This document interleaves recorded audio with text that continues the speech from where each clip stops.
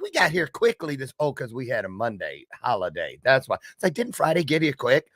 Lee. Yeah. Oh, my ADHD is in full effect this morning. Yes, get ready. Y'all know it's gonna be a good show, and ADHD is in there directing. Dun, dun, dun, dun, dun, dun, dun, dun, dun. See, there it goes again. So anyway, I'm so excited it's Friday, and I just can't hide it. I know. There it is again. Slow down, y'all. Slow that. You know what that is? That is all of that spiritual goodness, celebrating that we have gotten it. At least right now in this moment. When I say gotten it, what do I mean? I mean that we know that we have come here fulfilling one of the greatest promises available. That one that guarantees us that where two or more of us comes together and we're sharing that sacred space. You know, sacred space, heart space, soul space, real space. Spiritual magic is what comes out the spigot. And I'm so, oh, there's the bell of purpose. Did I just slip on a banana peel and ring that? No, I didn't. It is not a gimmick. It's not a show prop. The bell of purpose is a real thing. Look, there it is. Oh, see my matchbox on there? That's my latest one to my collection. Puts me at 2,312. Am I coming in clear? Mike TV. See him back there on top of the TV from Willy Wonka? Met him 3 weeks ago in real life. That's right. Finally got that letter that he never wrote to me. I told you I used to write to Mike TV in care of Willy Wonka's Chocolate Factory. When I saw him 3 weeks ago, I was like, "Where's my letter?" Right. So anyway, the Bell of Purpose is a reminder. It's an opportunity that never gets so busy, never gets so distracted that you miss the truth. The truth has a ring to it, just like that bell. And boy, nothing better because it is the only thing in this universe that will never change on us. Don't forget that, okay?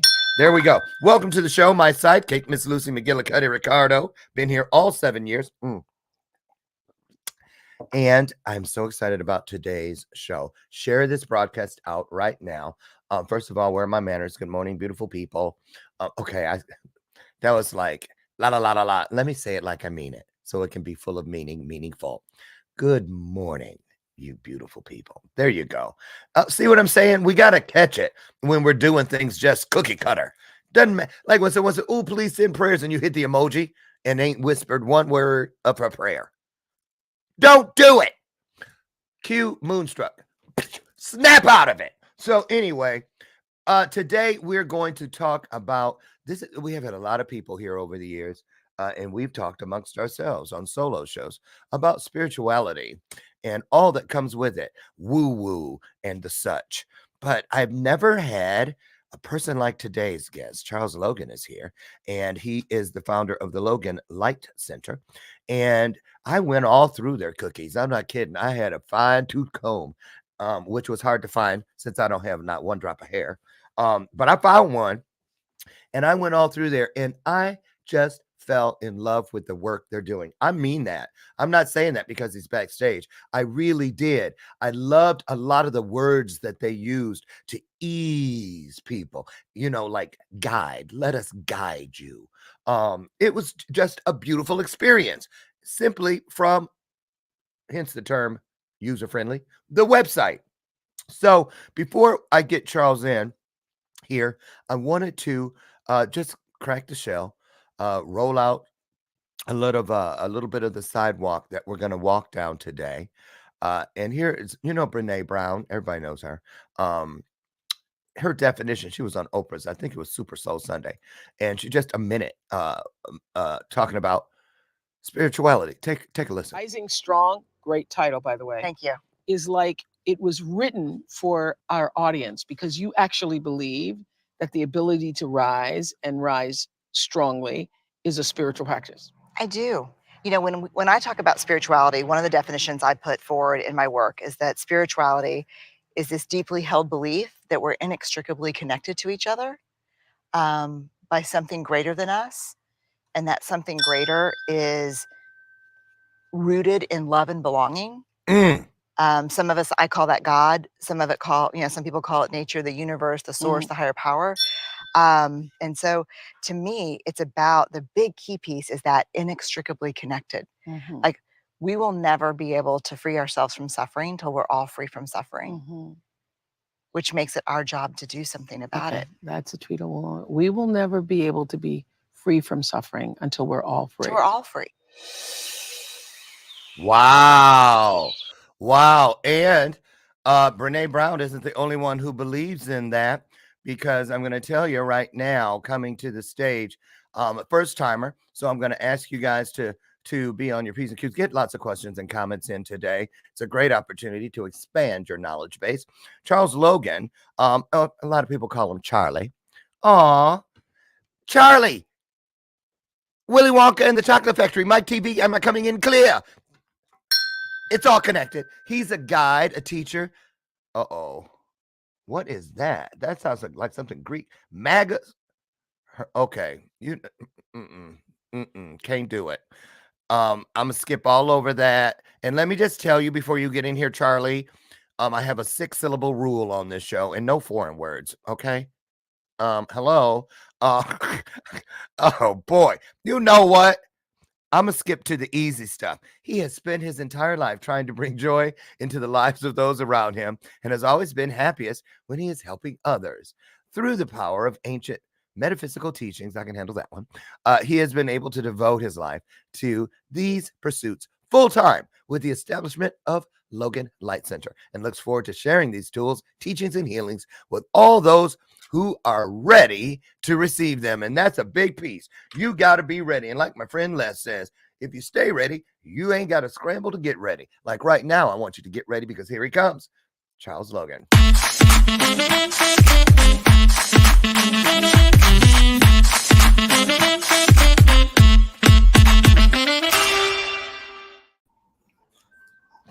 Okay, what's up with all that Greek?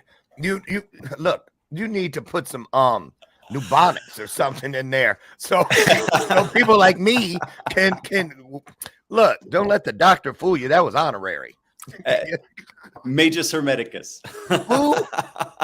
Magus Hermeticus, essentially master of hermetics. Everything that we do in the lineage study is founded on the hermetic principles, and so that's really what that is essentially saying. Hermetic You wizard, said we can translate that as. Hermetics, and I thought of female, like ambulance attendees. Get it? Hermetics. I'm just saying. Look, but this is what I love about it. Girl, she need a doctor. Go call hermetics. See what I'm saying? That's what I'm saying. Listen, Charles, I just love all of this. I want to get into this lineage of King Solomon, the mystery piece, bonehead moves. I found so many unique but intriguing doors into this world of spirituality that I've never encountered.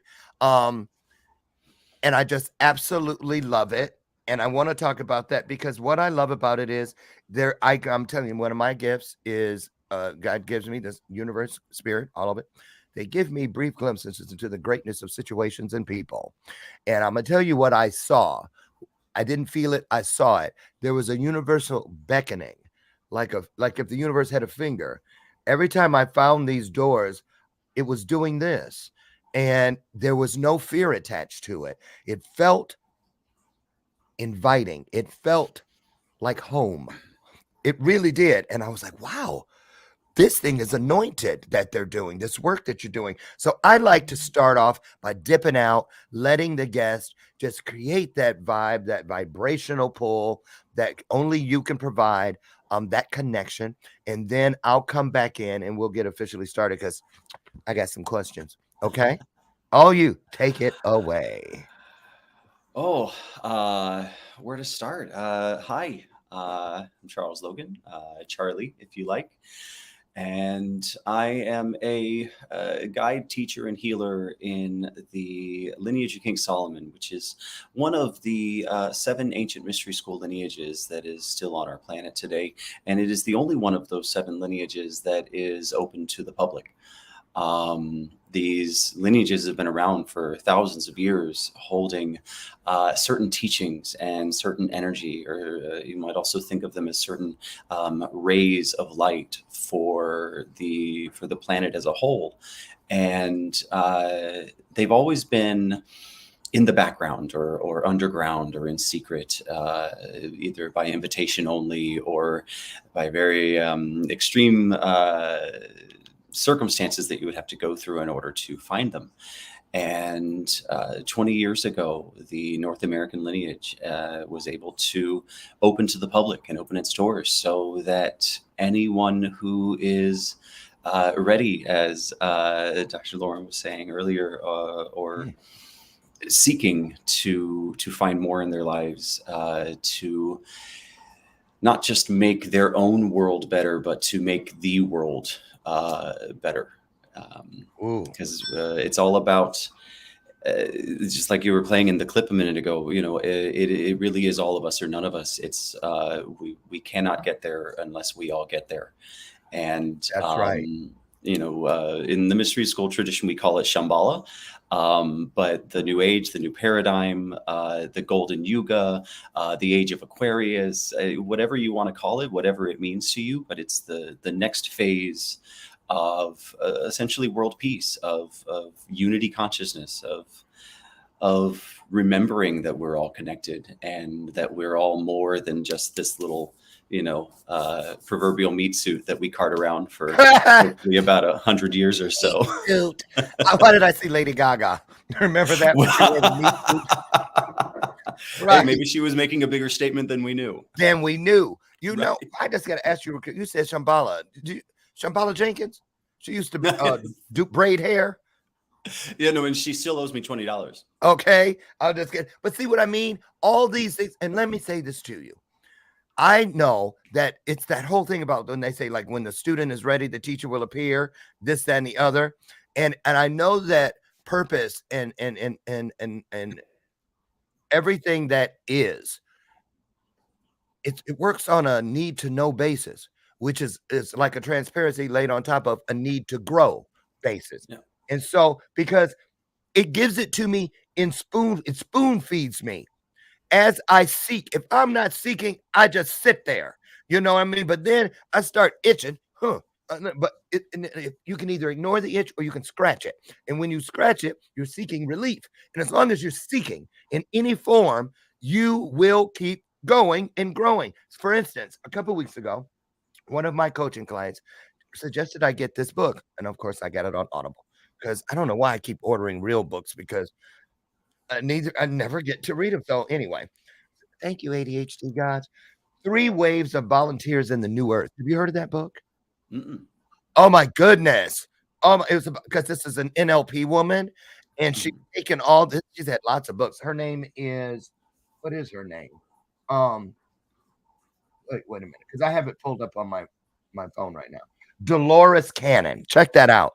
And in there, I was hearing about when people are under, they talk about where they were before they came here, and that there's a council out there and all this stuff and the light beams. And so I was like, and when you hear it, if I wasn't ready 5 years ago, I might have went, Lord have mercy, where are they getting this shit? Right. But now I know better. So let's talk about this piece that you bring. I am so intrigued. We know King Solomon. Well, a lot of people think they do. I was going to say, I know. I said, I feel like a setup. Retraction, right? So tell us, take us to where you found it, and how was that experience? Because you didn't always know this. No. How did it grab you by the collar and pull you in? I got involved through some interesting jumping through hoops of the universe, as tends to happen. My spiritual path had started, and I was well, essentially that all started because my life was a wreck, and I just needed to pull my act together, and I was not doing well, and it became very clear to me that if I didn't do something to change, to shift, to alter what I was doing and the ways in which I was doing it, like how I was living my life, that I just wasn't going to be around much longer, one way or another. Yep. And that started my spiritual path in general. And I started meditating. I started buying every crystal I could find. I got my first 2 Reiki attunements because I'd read online somewhere that helped connect you with your spirit guides, and I was desperate for guidance of any kind. but there were missing pieces. There were things that I just wasn't finding. And so I was searching, I was seeking, I was trying to scratch that itch of knowing that, like, because in the beginning, all it did was make me more itchy. Like, once I acknowledged the fact that I had that itch, I was like, well, now I want to scratch, but then I wasn't finding the things that would actually scratch it. So I was just getting itchier and itchier.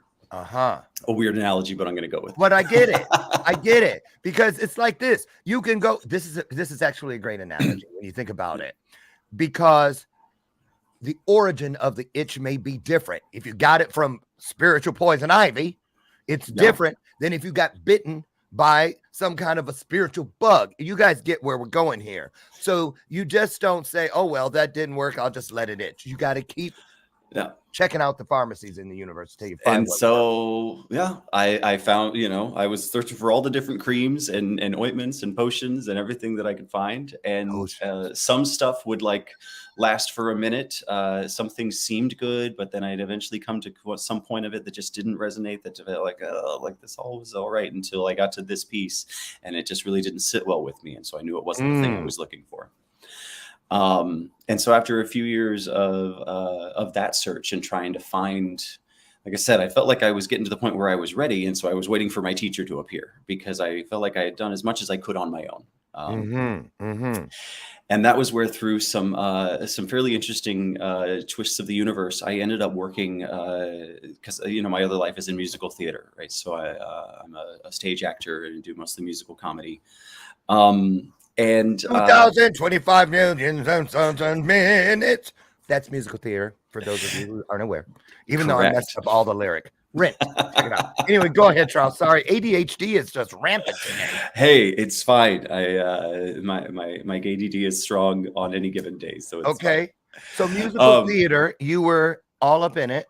Yeah. So there's a theater in Naples, Florida that I ended up working at. And the two people who run the theater are actually initiates in the lineage that I study with now. And at the curtain speech one night, Mark, who runs the theater, he was talking about this woman who was in the audience who had saved the show the season before because the actor playing the lead in the show had lost his voice and had hurt his ankle, and he wasn't able, he was really struggling. And so he was talking about this lady named Barbara that was in the audience who had come in and saved the show by doing a bunch of healing work on him so that he could sing and dance and do what he needed to do. Oh. And so after that show, I went up to Mark and I said, hey, who's this Barbara lady? I didn't know you guys were into that stuff. I'm into that stuff. I feel like I should meet her. And so he made the connection. I eventually went in and met Barbara, who's now my teacher, guide, mentor, and dear friend. And she's the one who introduced me, let me know that the mystery schools are actually still around, because I had, in my research and the things that I was looking for, I had read about the ancient mystery schools in ancient Greece and ancient Egypt, these things that existed, but I thought they were gone. I didn't think we had them anymore. Like lost sea scrolls or something. Exactly. But it turns out they're not lost. And it's just that they went underground. They went into private. They went into secret for a few thousand years. And now they're starting to, well, at least ours is starting to resurface. Maybe the others will at some point as we move more towards this this time of no more secrets is what it's called. So that everybody can access all of this. You know what? Can I just jump in real quick? Yeah. You say I'm whispering because something just happened. I just had a download. It was a connection because I've been hearing over the last year I tell all my clients this, as we build out their legacy pieces. I've been hearing it. Don't assume that 100 years from now, your content, your message, your healings will be readily available or accessible to people. Like, don't assume that they'll be allowed to just pick up your book or pull up your video. They could lose their lives for it. And just now, when you were talking about it going under, it was to preserve it, to save it, because that thing was trying to, just like when those stories, that's like those stories in the Bible about Herod. And when they went looking for the babies, Moses, Jesus, to kill them before, like I call it the Sarah Connor effect, how they were going to try to kill John, but they couldn't. So they went back to get her. Right. Because if we get her, he'll never be. That kind of a thing. And so, okay, so keep going. You heard about it. But first of all, did you think, wait a minute, is this some Rosemary's Baby shit? You know what I mean? Like people were come out in cloaks and stuff, and it's like, give us some blood first, that kind of thing. Because I'm just saying that to get that off the table. Because a lot of people, when you say underground, people start thinking cult. They start thinking, not thinking the whispers of things that don't serve you start telling you that shit to keep Yeah, you from it. Talk of about course. how the acceptance speech came out of your mouth. I want this. I need this. How did you know? Interesting. It's a good question. So Thank you. for me, there was just a really strong sense of knowing. I mean, first of all, I went in and I met her and talked to her, and I forget the exact timing of it, but if I got there at like noon or 1 o'clock, Mm-hmm. all of a sudden I was looking at my phone and realizing that I had to leave because it was like 6 o'clock and I had a show that night. So we just started Well, talking. time just And we talked about everything that I was going through, everything that the mystery school is, and just it was just this really beautiful conversation. And anyone who knows, again, my dear friend and guide Barbara knows that she might enjoy talking just a little bit. And I'm a little bit prone to once you get me going to be able to be a little chatty myself. But hello. it was like I had been dehydrated and thirsty, and she was just sitting there with the most delicious bucket of cool and refreshing water that I had ever tasted. And we just kept talking, and I kept asking, and I kept learning more, and it just felt so right, and it felt so refreshing to be hearing the things that I knew that I was seeking. That it um sounds like you're describing that thirst that our soul comes to this earth to quench. yes, very Literally. much. Okay. But it was also, she was wearing I'm sure just a nice, lovely dress, and we were in a nice, brightly lit center it was in a little strip mall that was just a really homey and warm and welcoming environment. None of it was cloak and dagger and secrecy and all of these things. It was just very much, out in the open, in the light, because that's what it is now, right? It had to be secret for a long time to keep it safe, to keep it pure, to keep the practitioners safe, because we've Yeah. seen parts of our history where people who were practicing anything that was considered different or unusual would be killed for it and Exactly. persecuted in all It's a these real different ways. thing. But that's not what we're doing anymore. We're in we're stepping out into the public. Normally when you're going to see me, I wanted to be in my bathrobe for the Yes. occasion, Me too. but normally when you're going to see me teaching and doing my healing work, I'm going to be in a nice shirt and a blazer and some nice slacks. Like I'm bringing the energy of royalty and divinity out into the open. We're not trying to hide it anymore. I love it. I love it because, see, I'm gonna just tell you, the universe told me, Lauren, just understand this from the gate when I really started waking up. If we have this, yeah, I just said I told you guys this yesterday. They told me that. Let's imagine this, Lauren. We have a book behind us, a bookshelf behind our desk, where we have a volume about how we deal with each one of you. Yours, Lauren, would be one of those white, yellow, and black books, whatever for dummies, right? Because we bring it in a way that is so accepting to you. And so here's a really big piece. When you went there that day, did you go prepared? Let's say this experience was a pool, a community pool. Did you go dressed just to roll up your pants and hang your feet over the side? Or did you come with a suit so you could dive completely in and be baptized completely within this experience? How willing do you feel now you were then? Because I think that plays a big part. So I would say that I came willing to, ready to roll up my pants maybe to like the shin level and just dip a foot in and see what this was all about. Check the temperature. Because Mhm. yeah, because I had been excited about things before, and I had found things that I had thought were right before, and I had been disappointed.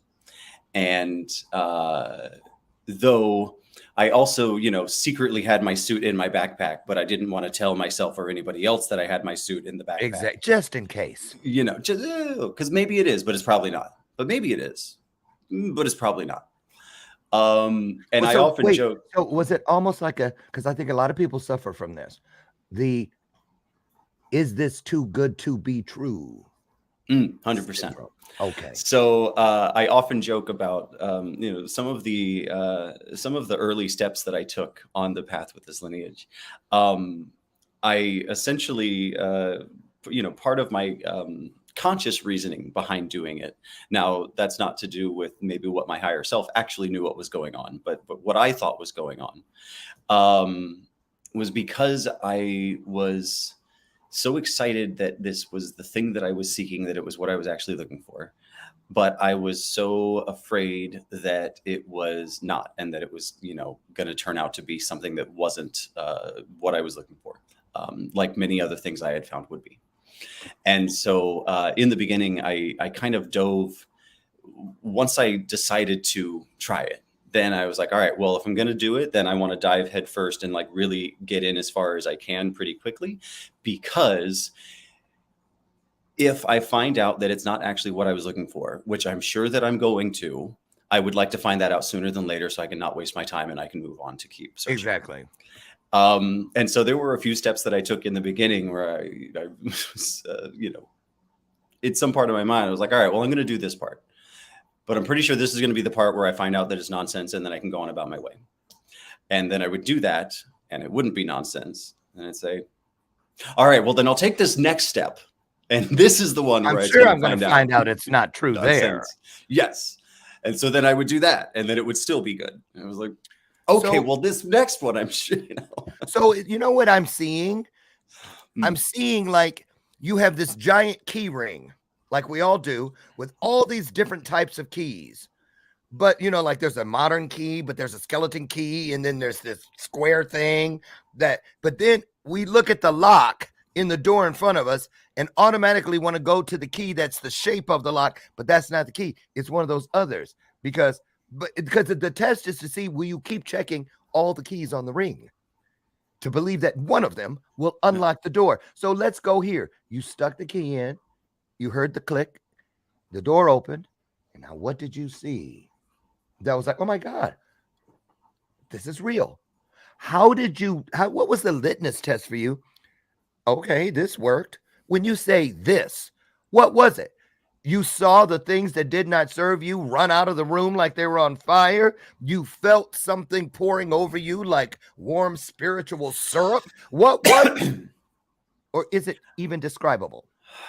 No, it's an interesting thing to think about because it all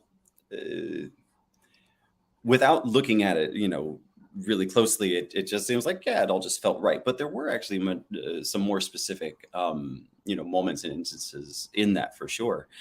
But I will say the first experience I had, because everything that we do on this path starts with a one-on-one healing session called a life activation. That's all about unlocking potential and connecting you with your soul's higher purpose, and essentially, infusing you with light on a genetic level to help you in what King Solomon would have termed reach your Adam Kadmon state, or your ability to be a full divine human. It's a beautiful session. It was really great energy. I remember, afterwards I called a friend and told him all about it. It was really cool. But after that, I just kind of went back to living my life, and I didn't really necessarily think a whole lot more about it.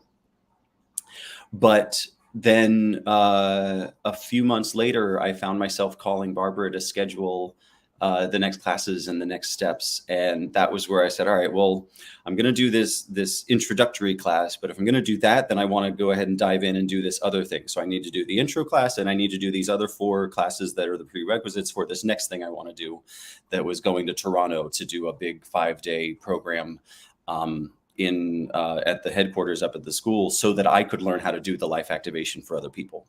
So even though I received a life activation and went to back to my life and didn't think much about it, all of a sudden I found myself putting in the effort and the steps in order to be able to do it for other people, because that's how much it did for me, even though at the time I wasn't conscious about it. Yes. So do you feel that that's one of the earmarks of legitimacy during the spiritual seeking process at every level? And I have found that to be true for myself, that's what I go with.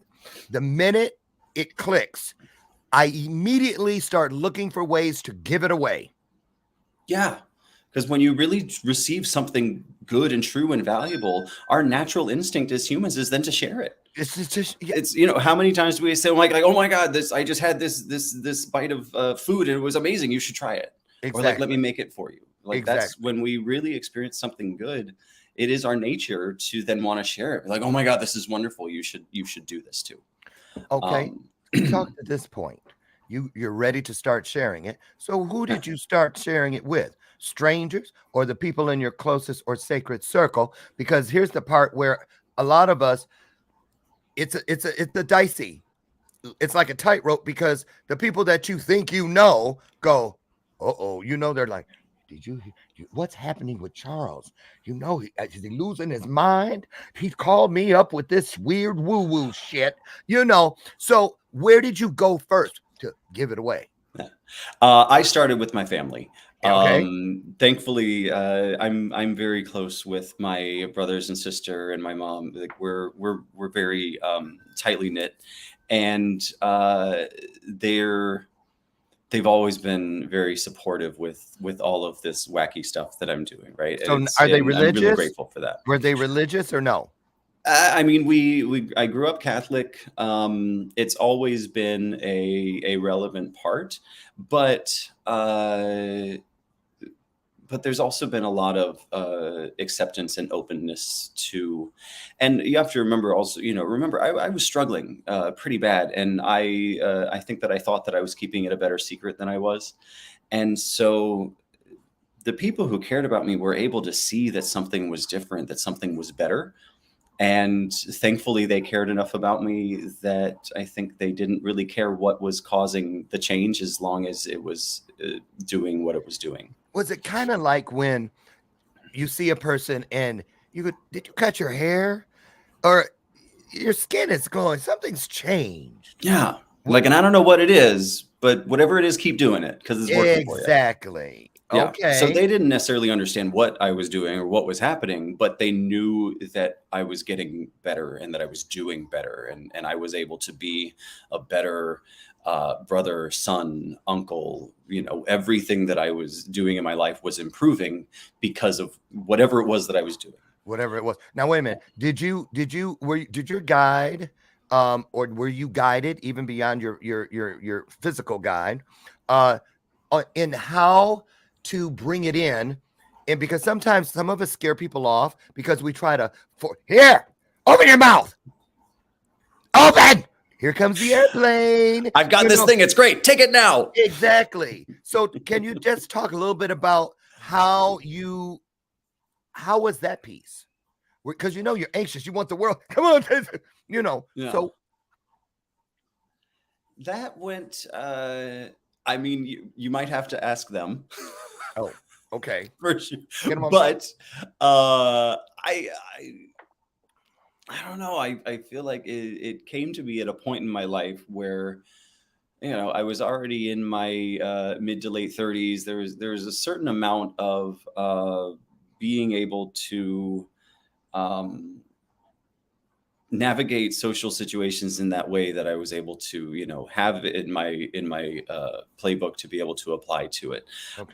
Now, mind you, the reason I have those skills so well developed is because I am extremely socially awkward, and I really didn't, as a young person, understand really how any kind of societal constructs or things like that work. So I had to just work really, really hard at developing those skills for myself. So I don't know. Reading people and relating to people is something that I guess kind of forced myself to be really good at, because it was such a foreign skill and concept to me when I was young. I get it. Now, earlier in the interview at the top of the hour, when you were talking about how it all began for you, you were like, oh, I didn't know you were into that stuff. I'm into that stuff as well.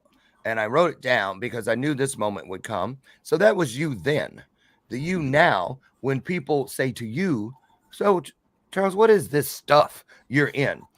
For instance, let's go into the mysteries because there's a school.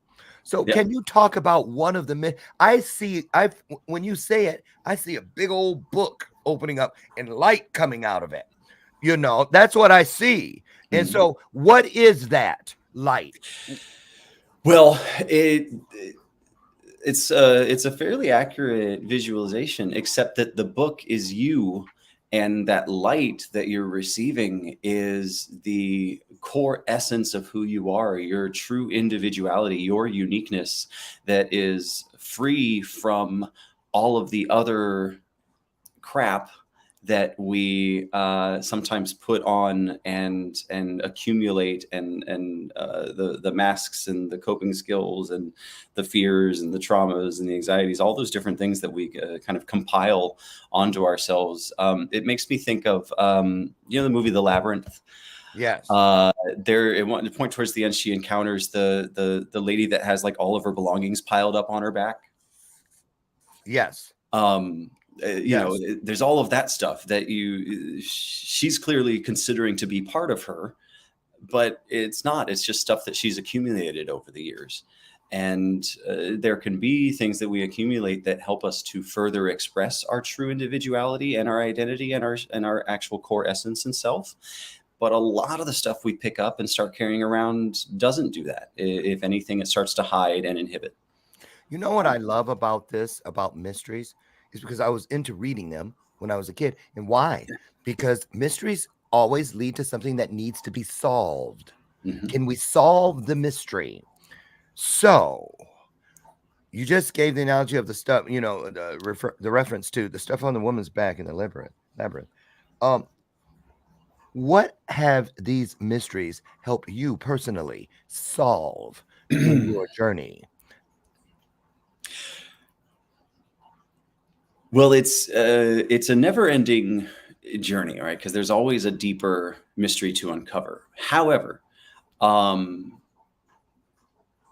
of the biggest keys that have been unlocked, or biggest doors that this work has opened for me, center around joy. First of all, I really was getting to the point where joy was a completely surface level thing, because I was still performing, and when I was dancing and singing, do all the stuff, like there was still this level of joy that I was able to portray, but it was up here. It wasn't actually coming from inside because I didn't actually have any inside to bring out. And so it was like 0 calorie joy. Yeah, it was Splenda joy. For sure. Yeah. Like, it's not going to make you fat, but it's killing you nonetheless. I get it. Right. So, and a lot of people have that. Yeah. It's what we lead with, almost like keeping up with the Joneses, or, what goes on in this house stays in this house. So you make it look however you need to make it look. Oh, yeah. It can be very superficial, very surface, very like a veneer. Okay. And, I'm an actor, so I was good at veneers. I was good at surface. I was good at portrayal, but it wasn't reaching the core. It wasn't coming from inside. And it might be able to make other people joyful, but it wasn't giving me the joy that it used to. I get it.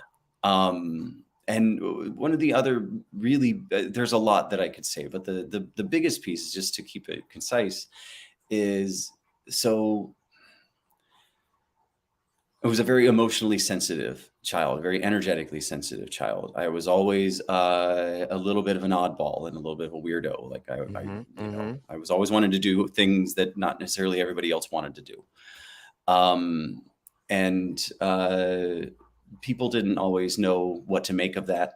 And so I didn't really relate to people well. I was socially awkward. I struggled with social situations and, having friends, having conversations. These are all things that I did not come naturally to me. And so I very early on learned to start putting on masks and playing characters so that I could function in the world, and so that I could have conversations, so that I could have friends, so that I could be in social situations and not feel like such a freaking weirdo, Um, and I was very skilled at that. And I also spent a life in the theater where I was acting and performing and really mastering the craft of being people other than myself. And so one of the biggest things that has come out of all of this for me was the ability to identify the masks and the personas and the other things that I was, putting on to hide behind. Mm-hmm. Because when you're that good at it, you don't even necessarily realize you're doing it half the time. But it can really start to be a detriment to your sense of self and to be able to know who you are. They're telling me that, because I just did a reel this morning about sowing the seeds of greatness, and oftentimes the package that those seeds come in is a little package known as trauma.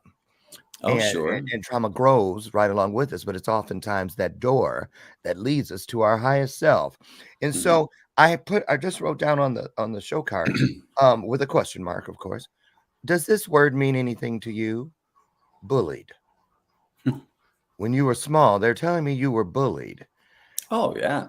What was Again, that? What was that all about? Because it's to help people see how even those things that hurt, that's why they're called growing pains and not mhm. growing tickles, because they're meant to lead us to our highest self. And so talk about that connector from then and now. It's like a Yeah. bridge. It is. Now, Grant, I wasn't physically bullied at Abused. school or anything like Right, that. right. And honestly, as far as Because wait a minute, things go, because here's another piece to it. Because people are looking at you and they're thinking, this guy's never had a care in the world. That's what they're thinking. He got, had all the friends. He looks like a star. He's talented. He said he sings and dances and acts. But there's always that piece that people don't see. yeah. So yeah, so go with that. Yeah, yeah. No, it is. Now, what I actually was, I don't know, you'd have to ask somebody else, but what it felt like to me There it was is. that I was just awkward and weird and different. Um, All good things as today. far as I was ever concerned, I was unattractive and physically not in great shape, and all these different things. So, but I was not, beaten up after school, and Right. really, looking back on it, people weren't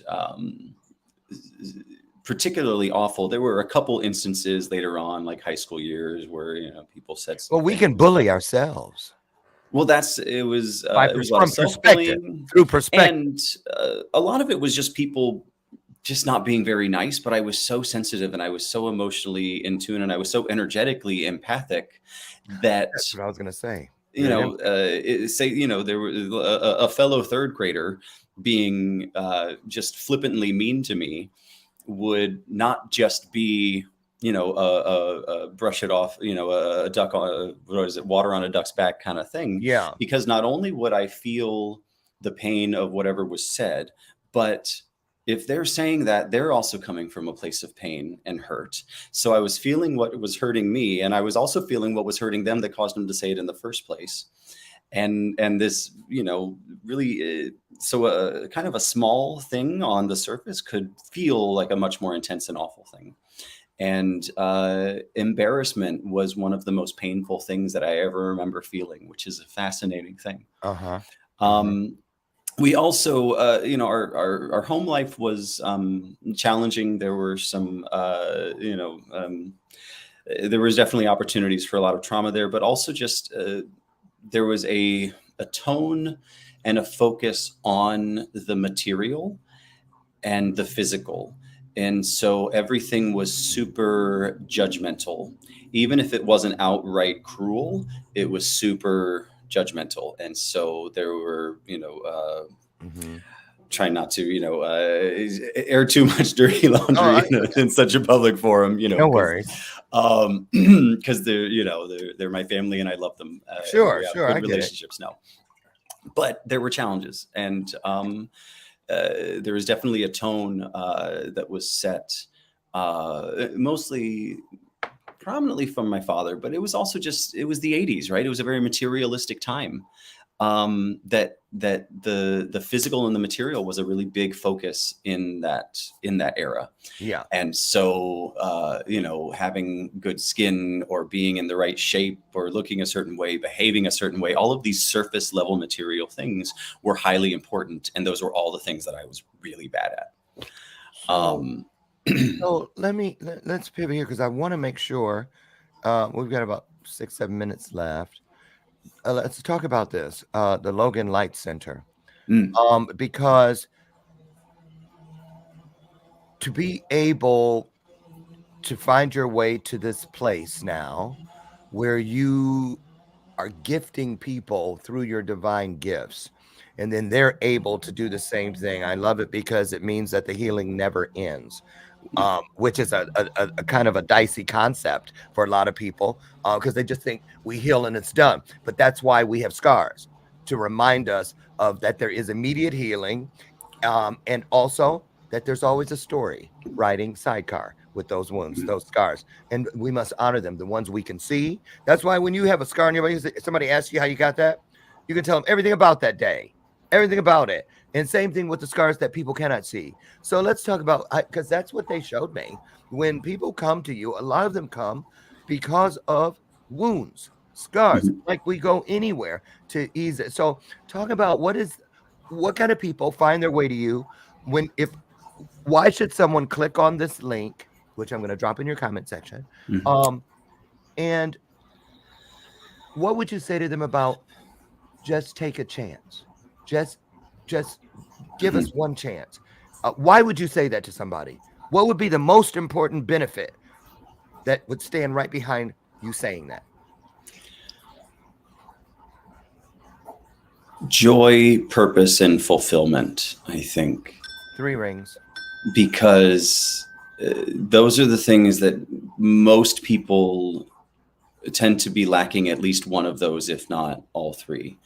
There are people that are Mm. really successful potentially, and maybe they're living in full, abundance, but they don't have that sense of purpose, or maybe they have a sense of purpose, but they don't have the alignment with all of it to have it lead to the joy and the abundance. So it's these different keys, um, and we should all be addicted to joy, really. Right, right. I'd It love should be that. Thank something you, that we're Robert. constantly striving for. Like, Yes, yeah, it's by yes. all means, because we're kind of conditioned in our world today to accept joy as like this kind of luxury commodity that, like, maybe once I get everything else squared away, I can put some effort into the luxury of joy. But joy is our most powerful tool of light. And so if we Mm. ever feel like we're in the dark, if there's darkness around us, if we're really struggling, or if there's anything that we're coming up against that we're having trouble shifting or moving, it's hokey and cliche, but joy and gratitude are just the tickets to And fixing just about any of it. absolutely right. I'm gonna tell you what a lot of people may be envious about with you and don't understand why they feel that. But I'm seeing it right now. I'm gonna tell you why. You're living within that final verdict that the jury has handed you. You now are no longer, your purpose in this world is not on a thumb drive. It is on your spiritual hard drive. And what I mean by those things, you have found that thing that you wouldn't change or give up for anything in the world. And so, having found that, Charles, how do you look at those things when that you were talking about early in the interview about my life wasn't all that great. It was, the light come. I was with Sanjeev Chopra all last week, and I'm Mhm. talking with him again tonight. And I'll never. He was telling me how the pain and the cracks, the wounds, is how the light gets in. It's how the Mhm. light gets in. And I want to know more about these mysteries. I want, and so here's what I'm hearing right now. Does this piece fit in with all the other pieces? Because all of us have a different road to Mhm. enlightenment as we seek our highest selves. So, do you feel that these mysteries and the things that you offer at the Logan Light Center could be just another collectible that we can put in our spiritual apothecary uh, cabinet to just put up there to fit in with all the others? Some people think it needs to look one way. So I just feel that that's something we need to discuss before we get out of here. Yeah, so it's essentially tools, and they're tools that you put in your toolbox. For me, they have ended up being the best tools that I found that worked. And so I have other tools in my toolbox that aren't the lineage and the mystery school, but they tend to be kind of like lower on, and they don't get pulled out very much because the other tools that I have that are from the lineage tend to be the most functional ones. Um, but there's still many tools in my toolbox, and those other tools are in there. I just don't tend to use them a whole lot because I've found that these ones are going to be the most helpful for me, and for when I'm helping other people. But there are those of us that have become guides in this lineage and really kind of devoted ourselves to this path because it's the one that worked for us the best. But there are also many people who study with the school that this is just one thing that they do, and there's many other tools in their toolbox, and they use a lot of them. It's very Depending on unique. what It's you're very building at the individual. time. Absolutely. Yeah, And there's no, because we're not a cult, right? So it's not like, exactly. you have to do this and this is the only thing you're allowed to do. This is available, and we're going to teach you how to use the tools. And then what you do with them is up to you, because This is you are you. a sovereign being. Last question. And it Yes. just came flying in. Um, how different is your outlook as far as the previous you before the mysteries began to be unlocked for you? Mm. How different is your mindset now as far as it pertains to what you believe to come after this life? Tell me. Oh, That's a great question to end on. yeah. Um, That's one of the biggest. Outlook and mindset are some of the biggest things that have shifted. One of the things I was struggling with pre-mystery school was a feeling of hopelessness and powerlessness, because I was looking around at the world around me and seeing the challenges and the problems and everything that was broken and needs repairing, because there's a lot where we're on the verge of some great things. The Shambhala energy is coming in, but that means that it's also now shining the light on all the stuff we still have to fix, and there's a lot that's still there's a left lot. to go.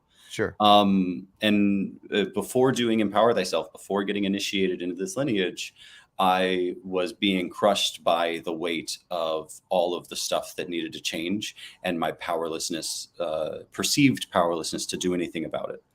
And Wow. that first class was where that shifted. And I said, all right, yes, I still see everything that's going on, but now I feel like I can actually do something about it. And part of that outlook change and that perspective was in that first weekend, in that introductory class. That's when there's also a lot of teaching around who we are as a collective, why we're here, and where we're going after this, and Mm. and the purpose behind all of it and why it exists. And so having that deeper level of understanding and knowing that we are eternal beings, that we've never been born, we can never die, we have existed forever, and we will continue to exist, that we're spiritual beings having a physical experience, and that this physical experience that we're in, while it is an extremely important part of our path and our process, it is Mhm. one part of that path and process. And there have been many legs of the journey before this, and there will be many legs of the journey after this. This is just one aspect of it. And so we want to make the most of it, and we want to do as much as we can while I'm here, because there are certain things that it's easier to learn here in the physical. Yeah. Um, the way I describe it is, I can read books and books and books and books about the effects of high temperature superheated metal on organic material, and there's some level of understanding that I will get after hours and years of research in reading all of these things, or I can touch a hot stove for a millisecond. Got it. I'm gonna tell you something. And understanding is right there. Charles, when I look at you and I look past the physical being that is here, I see you cupping peace. It's a big P-E-A-C-E, but it is a big P-I-E-C-E. Y'all didn't think I could spell. See there? But I just wanted to share that with you. I hang out for a second backstage if you have a minute, because I want to find out how to get some of this. I feel I'm serious. I really want to know more. And if you are feeling that same pull, that beckoning from someplace beyond your own human reasoning, check it out. Don't be afraid. Be willing. And we do, just to finish, I'm happy to help at Logan Light Center, but we are an international school. And so wherever you are in the world, thank you. If it's not with me, I can connect you to somebody probably not too far away that can help Beautiful. you. So. Beautiful. So it's open and available. Absolutely. Everything is a choice. Everything is a decision. And just remember, when you make these, don't take them lightly. Just remember that at the end of every decision, when you get down there where it lives, you're either going to look to the left and see regret, or you're going to look to the right and embrace rejoicing. What do you choose today? Choose whatever it is that takes you closer to your highest self. Keep doing that, and you'll find exactly what you're seeking. I want to thank you and thank all of your team. You're welcome back anytime. I really want to talk to you guys about a 90-minute special. A television special, so we can go deeper and you can show us some things and talk about some things. I think it's very intriguing and very interesting, and I think it's something whose time has come yet again. So let's bring it out of the darkness and closer to the light which is within all of us. How's that sound? So let's say, don't threaten me with a good time. I'm all there. You go. Got to ring the bell. Charles Logan, it has been a true honor. I just love what you guys are doing. Please, please, please keep doing it. And I want to say, as I'm looking for because I'm like, okay, you guys, listen, we're a little bit over time, but it was worth it. It's divine timing, and that's all that matters. Listen, get out of here. Go out and find your highest self today. And I'll meet you, God willing, out on the front porch come Monday morning for our next chance to have an illuminated conversation together. Be your best and give the world your best. I love you. And as always, I tell you, there ain't a damn thing you can do about it. I'll see you guys soon. God bless you. I'll see you. Charles, thank you so much. Great job. Thank you so very much. Bye-bye, everybody. See you. See you Monday.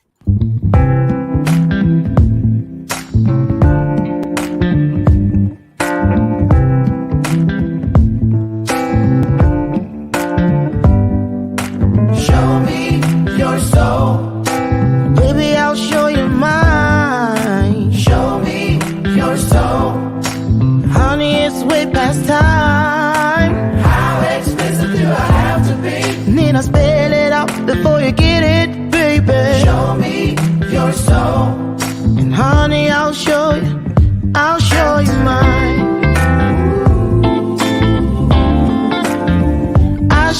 mine.